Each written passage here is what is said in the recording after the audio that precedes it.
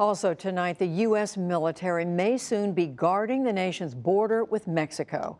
President Trump raised that possibility today and warned that he could tear up a new North American free trade agreement if Mexico doesn't cooperate.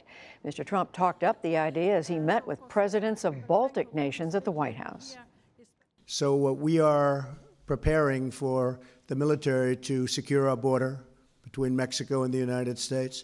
We have a meeting on it in a little while with General Mattis and everybody, and I think that it's something we have to do. Our own Lisa Desjardins was at today's press conference, and she joins me now. So, Lisa, you've spent the day trying to talk to folks about what the president is talking about here. Judy, in total, unfortunately, we don't know what that meeting is that he's talking about. The White House staff has not gotten back to us. We've reached out to many communications staffers over there and other sources. The Department of Defense has also not responded yet to their calls. Our team also reached out to border state governors and members of Congress.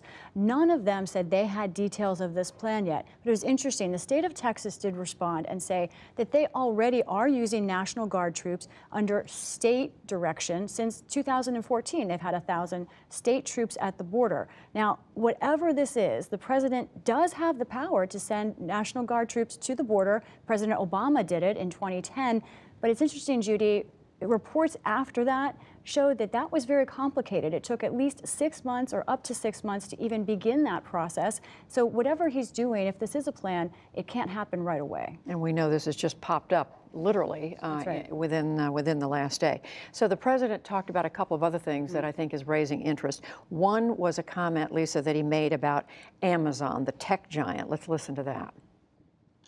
The post office is losing billions of dollars, and the taxpayers are paying for that money because it delivers packages for Amazon at a very below cost. And that's not fair to the United States. It's not fair to our taxpayers. And Amazon has the money to pay the fair rate at the post office, which would be much more than they're paying right now.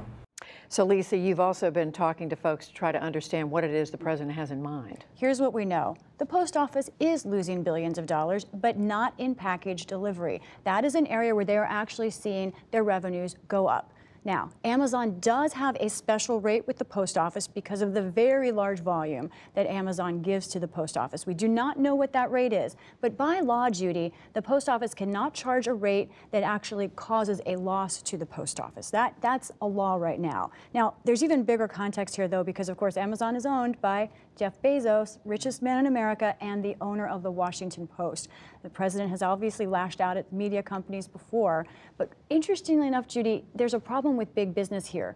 We haven't seen a president be this critical of a successful American business in this way, and the Chamber of Commerce actually sent us a statement late today saying it is inappropriate for government officials to use their position to attack an American company. That is remarkable coming from the generally Republican pro-business Chamber of Commerce talking about a Republican president. Which generally has been favorable to the president, but we know the president has been critical of the Washington Post reporting. So finally, Lisa, another thing the president brought up today, which is raising questions, and that is his relationship with Vladimir Putin, the leader of Russia. Here's what he said.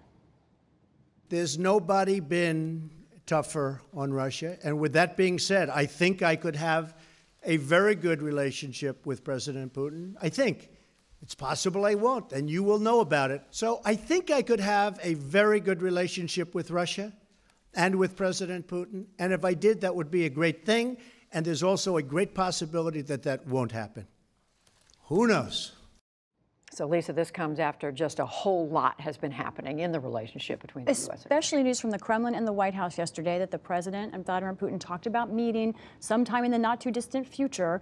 We don't have any more details of that. Judy, in that room, it was so fascinating during that moment to watch the Estonian president in particular, who has a long border with Russia, stone-faced. She's someone who does not think it's a good idea to be friendly with Russia. As we said, in the middle of just so much going on between the United States and Russia, not to mention the investigation. Lisa Desjardins, thank you very much. You're welcome.